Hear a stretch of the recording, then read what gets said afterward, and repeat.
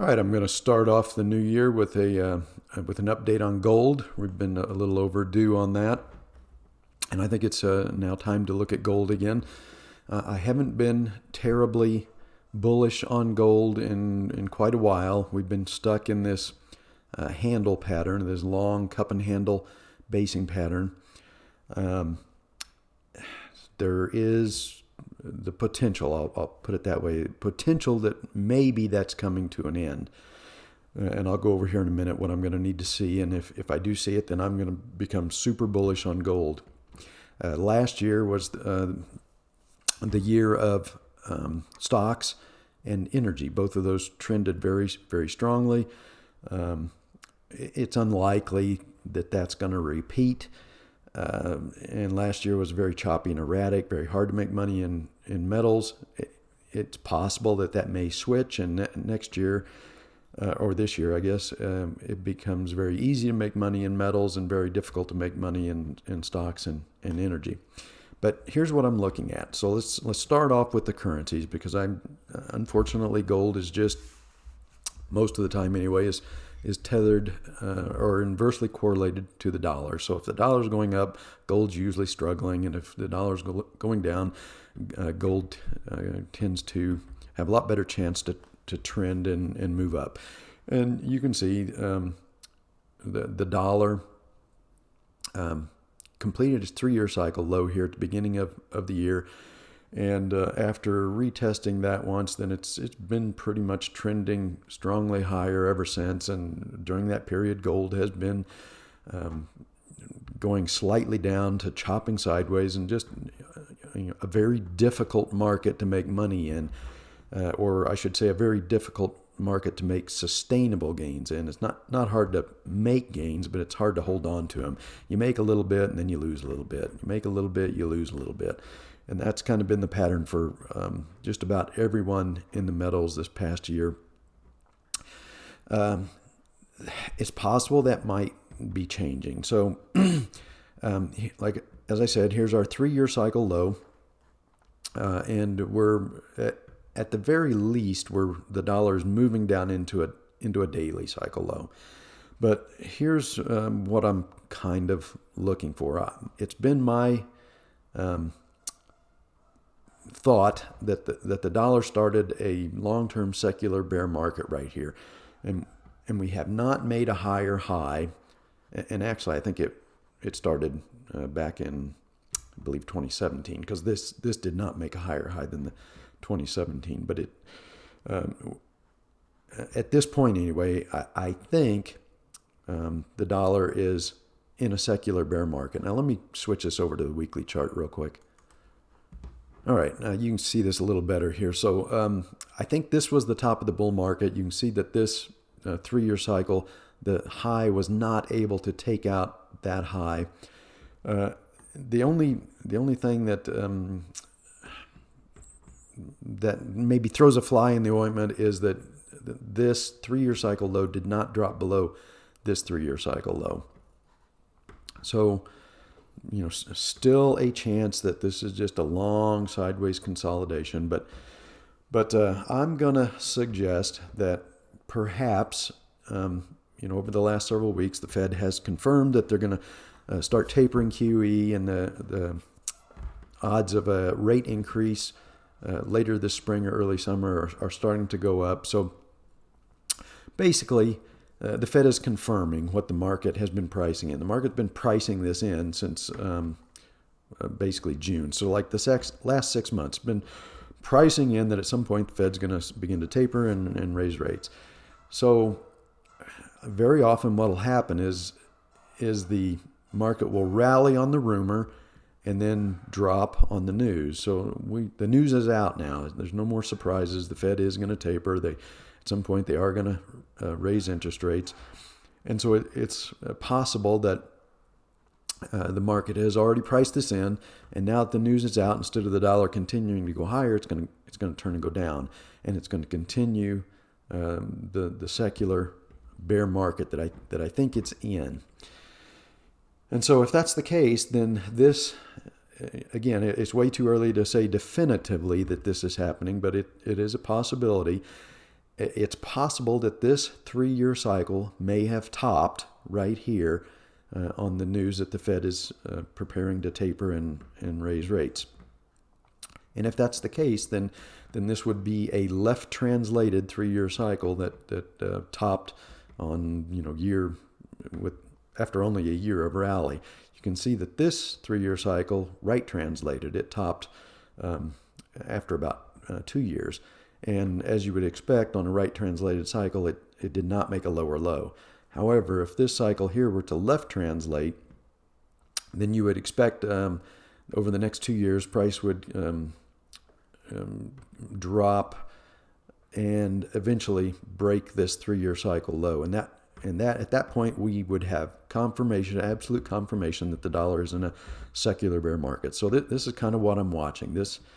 There is potential that this could be happening. Again, it's way too early to say definitively, but it is a possibility. And if this possibility materializes, then it's going to be very bullish for gold. So now let's look at gold. So here was our last 8-year cycle low.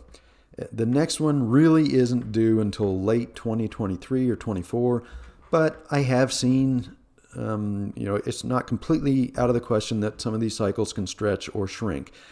So if the dollar's preparing to roll over and start the declining phase of its 3-year cycle, then although it would be really premature, it is possible, I guess, that this is our 8-year cycle low, and it just came really, really early.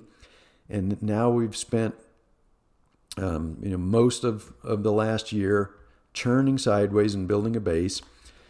And if the dollar does, well, it's at least rolling over into a daily cycle low. So let me shrink this down to the daily chart.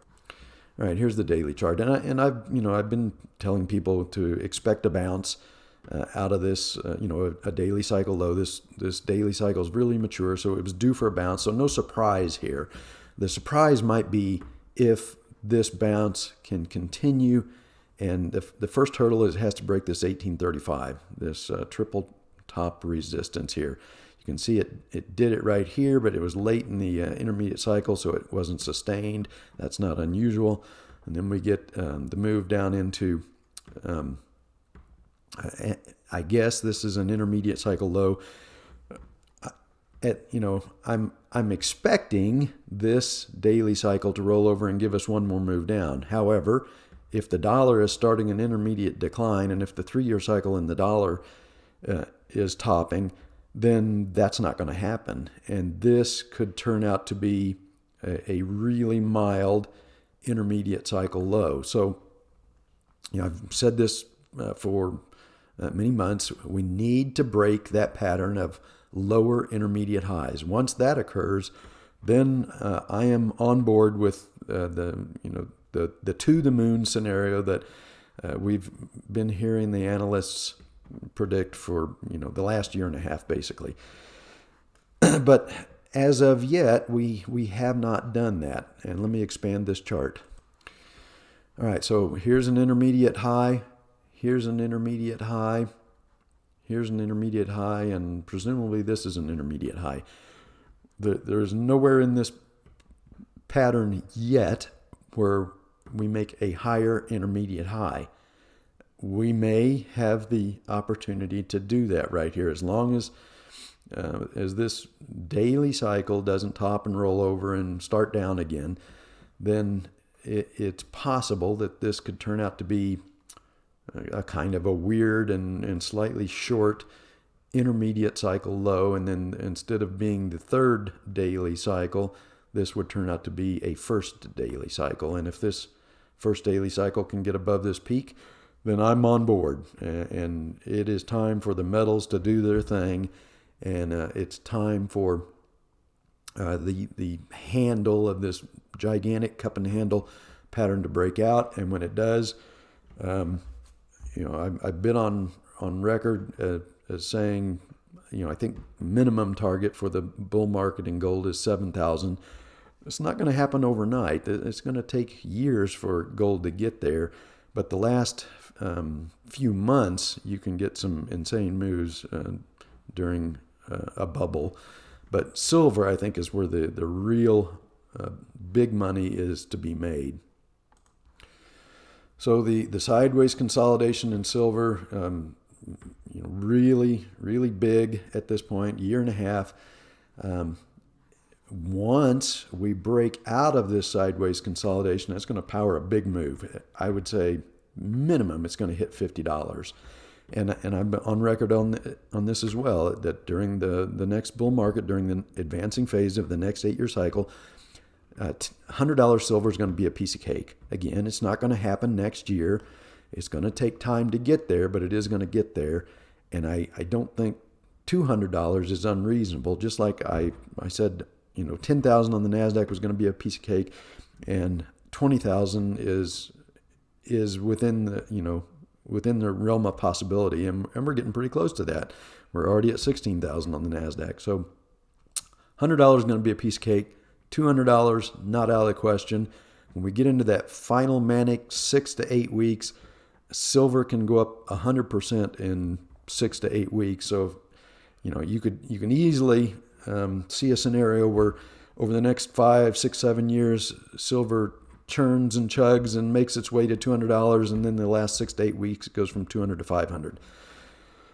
So the really big potential, I think, is right here in silver.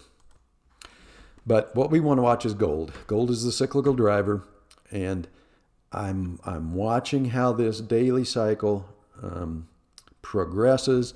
If it hits this 1835 level here and then rolls over and comes down and breaks below this low, then we're just not ready yet. If we break 1835, then the first hurdle is behind us. Then the second hurdle, the one that would really get me extremely bullish, would be to make a higher intermediate high, and that would mean that gold has to close above, let's just call it 1880. It has to close above 1880. And then the last real hurdle would be a close back above 1920. Remember that was the old high from back in 2011. So if we can close above that, I'm going to start to get pretty bullish above 1835. I'm going to get really bullish above 1880, and then I'm going to be on the bandwagon to the moon, along with all the other gold analysts, if gold can get above 1920. So we'll see how this daily cycle progresses. The potential's there. It's probably just going to depend on whether the dollar is the 3-year cycle and the dollar is topping or not.